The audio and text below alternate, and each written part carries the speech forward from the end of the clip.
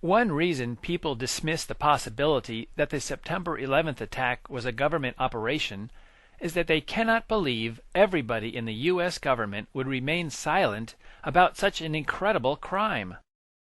A woman named Kay Griggs, the second wife of Marine Corps Colonel George Griggs, can help us understand why everybody is silent. Her information about the U.S. government comes from her husband, her personal observations, her husband's diary, and people she met.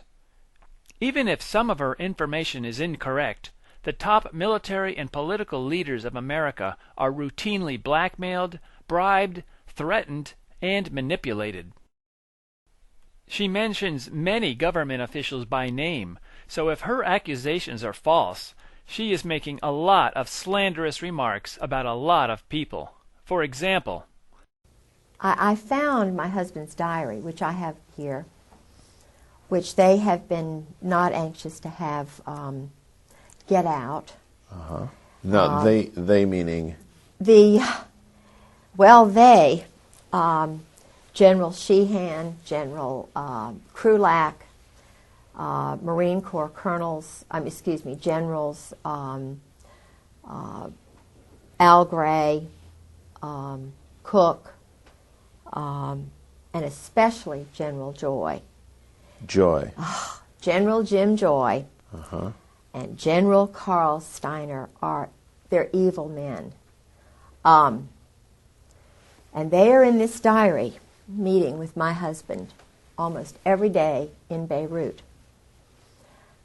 They trained the men in black who killed those people in Waco. not only does she claim that Waco was a deliberate killing, but later in the interview she says that the military knew that the Marine Corps barracks was going to be bombed in Beirut, Lebanon.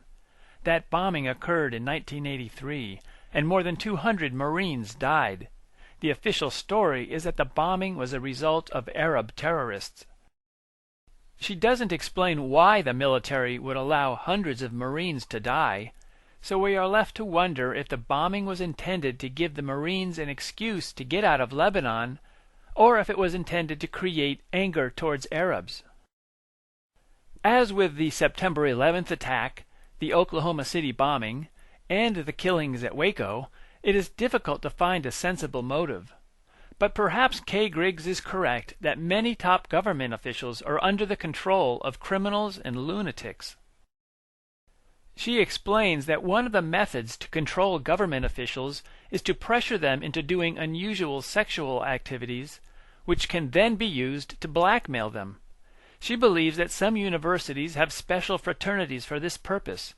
For example, Princeton University has a fraternity called Cap and Gowns, which her husband belonged to. Yale University has a fraternity called Skull and Bones. Supposedly, President Bush and John Kerry were members of that fraternity. To most people, and to some of its members, these fraternities are meaningless organizations, but she believes some of them are used as recruitment centers for government officials. George got into Cap and Gown, which is the same kind of fraternity. I mean, it's an eating club at Princeton for intelligence officers. It's Cap and Gown. Would they have anybody involved that wasn't intelligence-oriented? Football players and so forth. But I have a feeling that Cap and Gown has a lot of intelligence officers and boys who may have been raped. Of course, they'd never talk about it. Right. But I know that the initiation is they get very drunk, and even in the Marine Corps they do that. It's called dining in.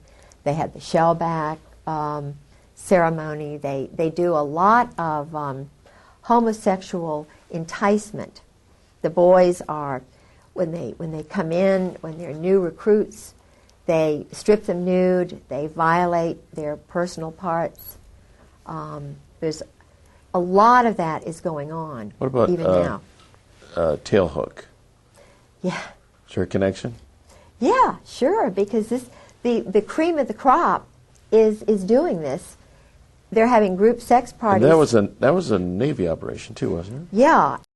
She points out that tailhook has a double meaning. You know what tailhook means, don't you? No, what is tailhook? Uh-oh. I got a feeling. Yeah. Is it a homosexual reference? Yeah, sure. Really? Sure. Did you know that, Steve? Isn't it something? Yeah. And the average person on the street has no idea. No. She accuses a Marine Corps general of being a cherry Marine. What I want to tell you about General Al Gray, my husband was the chief of staff for General Al Gray, who was the commandant of the Marine Corps. And I probably shouldn't say this on the tape, and you all can get rid of it, but he's a homosexual. Gray. Gray. Okay. He's what they call a cherry Marine. She then describes the initiation ceremonies in more detail and noticed that her husband is one of the sources of this information. I mean, if this really got out, that these guys are all inducted because they've got some kind of homosexual thing on them. Indoctrination. Or induction. They have to do that. Yeah. They do that. Yeah. Even in a coffin. And it's even now coming into the military totally. The chiefs do that. They put them in the coffin. They do the bowling ball trick. Okay, you're going to explain this. What happens when you get in the coffin? Why do you get in a coffin? Oh, they get, when you get your eagles, that's a German thing. Okay. You know, it's what the German high command did, and most of them, you know, had the boyfriends and stuff, the Krupps and all of that. It is a German thing that they say goes back to Greece, and it's all the male Marine-looking men that they do it with. See? So now the chiefs have to do that. What they do is George said it's like a zoo. They get everybody really drunk, and they sometimes call it dining in. Shellback is another time that they do it. Not everybody does it, but the ones who do it, if they're young, they get right up to the top. It's a... Okay, well, what actually do they do? They've got a coffin, they get inside anal this... sex. That. They do... They put them in the coffin, and they do things. Okay, they perform things on each other. Yeah, while they're all around there going drunk. I see. So there's a guy in the coffin. Yeah, and he's the one who is the recipient of all the acts. Right, right. Yeah. Probably safe to conclude these are oral sex acts on this guy or something like that. Okay. Yeah, oral and anal, whatever. Yeah. But what's the significance of the coffin? I don't know. Although she never explained what the bowling ball trick is, you should ask yourself, would a top military official, or any other man, tell his wife that he was pressured into joining these bizarre ceremonies if they were not true? Not every man in the military is enthusiastic about homosexual sex, so there are also orgies with women. These orgies are going on all over the Mediterranean, that the captains, lieutenants, the men who rise to the top are the ones who are picked to play the games, the pool parties, the nude pool parties. And they have secretaries who come in. I've talked to 3 guys, and of course my husband, who went to these parties. But what they do is, and this is General Al Gray, who was the main prime mover, they would go to a place like Aix-les-Rosés, where Charles Caddock, this teacher who inducted, got my husband into it. He retired in one of these all-male party houses on the Mediterranean. I mean, that's where and my husband kept up with him all through the years. But these sex parties and orgies, they're all homosexual in nature, or is there some heterosexual? They start off with the wild secretaries. It's kind of, you know, my husband did those in Indonesia. He did them at a place in Northern Virginia with his first wife. She was told by military leaders and their wives that this is normal. What percentage do you think of these higher-up people are bisexual? Oh, all of them. If they're in special operations, if they're Marines, they're all bisexuals. They've all had to do it in order to get to be a bird colonel. The SEALs. It's kind of like the fast road to the top. Now. So a guy could not be a SEAL without having. Oh, I don't believe so. Mm. I haven't met one that I don't believe would have done it. And judging from what a couple of colonels told me, it's just, that's the norm. It's just you women, you know, y'all are so sissy, y'all are just, you know, you don't understand how it is. We're under so much pressure. And when Valerie Wilhelm told me that about Charlie, I just could not believe what Charlie Wilhelm would be a... He's a general now down in Miami. And she was just saying, oh, well, you know, he's run around. He has to, she said. He's under so much pressure. And she was saying that, of course, I had met Charlie in Norway, and Charlie is sort of someone my husband just idolizes. And and Michael O'Boyle is another one. Michael is my husband's special friend. After watching all 8 hours of her interview, when I see a top government official, I find myself wondering, did this guy get his promotion because he joined in on the homosexual sex? What about this guy? Or him? This one? Do the Air Force generals do it also? Kay Griggs implies that General Al Gray enjoys the homosexual sex, but I would expect some of the men to become fed up with it after a certain number of years. After all, how many times would you have to be pressured into homosexual acts before you refused to do it? Whoever has control of the U.S. government has to deal with the men who become rebellious. Kay Griggs suspects that murder was used to keep her husband under control. And you see, my husband is frightened to death. I believe that his brother was murdered to keep him in, because he had gone through 4 years of this mind control.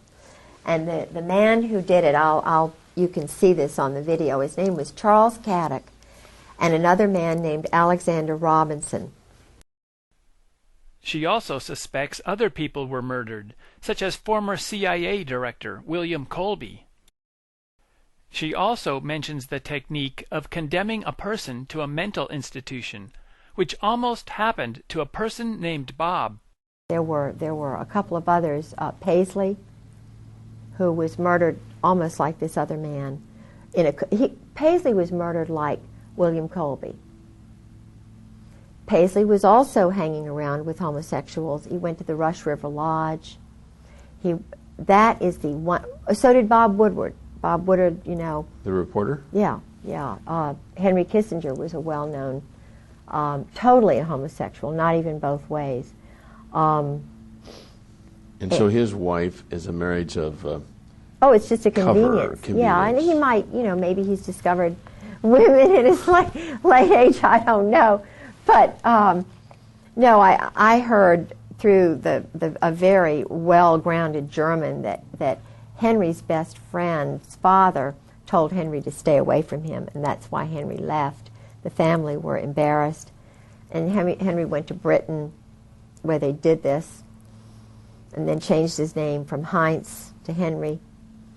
And I interviewed a man named Bob, who's an Army enlisted person who told me about Henry in Cambodia. So he, up through Cambodia, he was actually raping young men. And of course, that experience destroyed the lives of these 5 young men, according to the source. I mean, he said he was crying, and this man was a perfectly wonderful, functioning, young married man who worked for a newspaper on the Eastern Shore and had 3 young children, went to Vietnam as an enlisted man, was put in Cambodia, which he said it was a lie living there, and then ran into Henry Kissinger, or Henry Kissinger ran into him and did certain things to him, invited him into his tent with some other men. It was horrible, but it was, he said it's wartime and so forth. But he said, I could have taken it mentally if it had been a bunkmate or something. But he said when it's someone like Henry Kissinger who does it to you, you're ruined. He said, I could never, he said he came back home. Oh, and this is interesting, and I really believe that Bob's right. He said, Kissinger said to him, if you ever tell anybody, if you ever mention a soul, it's the end of you. Don't you ever tell anybody. Well, when he got back, when Bob got back, he went to a special hospital, and they were going to keep him locked up forever. Bob? Bob. A lot of the other boys just, my feeling is that he was flagged the way I was flagged when General Gray and, Wilhelm had me flagged because I broke up the go-go dancing in the officers' club. I was labeled a troublemaker because I thought it was wrong for married men to be going out with topless go-go dancers in the officers' club dining room, and I took pictures of it, and my husband, got really mad and so forth. How could it be that all top government officials are willing to allow this corruption, rape, and blackmail? Kay Griggs says that the people in control of the government are grooming emotionally weak boys for top government positions. She explains that this recruitment process starts while the boys are teenagers or younger. They have little boys that they pick out, and they call them special. They use the word special, meaning elite, irregular, in order to entice these boys because they don't have much ego. They look for boys who are suffering from low self-esteem, poverty, and mental disorders. People who are not happy with themselves are easy to manipulate with praise, and children from poor families are more susceptible to promises of top government positions. She explains that some of these boys are put into all-boys schools and exposed to homosexual activities. She accuses a man named Charles Caddock of being one of the men who manipulated the young boys. Charles Caddock was the bodyguard, quote-unquote teacher for these guys. So they would go out and play in the woods, and they were doing homosexual things with them. She investigated her husband's background and believes that these people were pushing him into homosexual activities. I called all these roommates at the Hun School and at Princeton. They told me things about George and, holding hands with, with Caddock and other people, about being a cheerleader and going off and so forth. Now, a cheerleader, this is a kind of a trade name, right? No, he was a cheerleader for the at Princeton. At Princeton, okay. And he traveled with the football team. Okay. And here is a guy like that. They put him in the Marine Corps. I don't think that was very nice. Do you know what I'm saying? It was hard for him. She believes that President Bill Clinton was also selected for this program of abuse and blackmail. As you describe this, I can't help but think of Bill Clinton. Well, of course he was. He was one of those profile boys. But the difference between Bill Clinton, and I'm not saying Bill Clinton's better, but Bill Clinton did not he didn't know anything about the assassinations. How would you feel if you had been put into an all-boys school when you were a teenager, subjected to homosexual sex, and offered high-level government jobs? When you rebelled, your brother was murdered. Kay described her husband as drinking every day. He would often pass out on the floor and even in the yard. Sometimes he would sit naked in his room. His attitude was often unpleasant, and he was sometimes very violent. You might think that a government official could hold a press conference and complain about the corruption, but unless he is given support by other government officials and the American people, he will meet the same fate as the other people who resisted. On page 149 of my book, Painful Questions, An Analysis of the September 11th Attack, I have a section, There is Nobody to Protect Us. I wrote, "More amazing to me, we cannot even get support from the American citizens. Rather, most of them will insult us as being conspiracy nuts. This situation reminds me of the child who ran away from Jeff Dahmer, went to the police for help, and the police handed him back to Dahmer. How is America going to improve when the majority of American citizens, including the police, FBI, and military, have no desire to know what is going on in their nation and have no desire to help make the nation better?